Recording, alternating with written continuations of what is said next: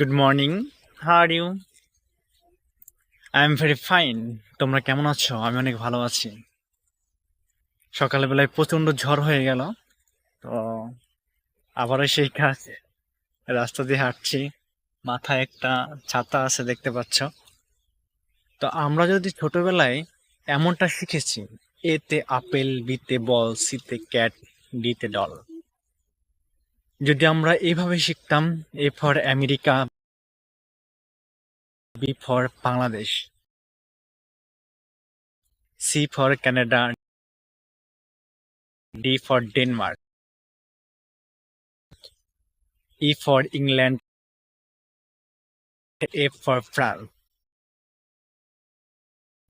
G for Gaza,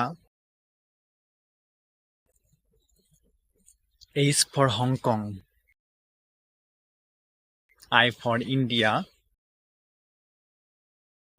J for James town,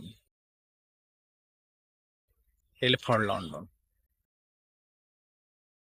তো এরকম শিখলে আমরা ইংলিশের ভীতি ছোটবেলায় দূর হয়ে যেত, কিন্তু দুর্ভাগ্যবশত আমরা এভাবে শিখি নাই।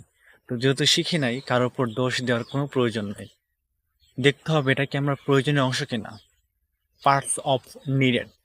যদি প্রয়োজনীয় অংশ হয়, তাহলে সেটা আমাকে একটু কষ্ট করে গেইন করতে হবে, অ্যাচিভ করতে হবে। এর জন্য আমি চেষ্টা করবো এবং তারপর ইংরেজি বলবো।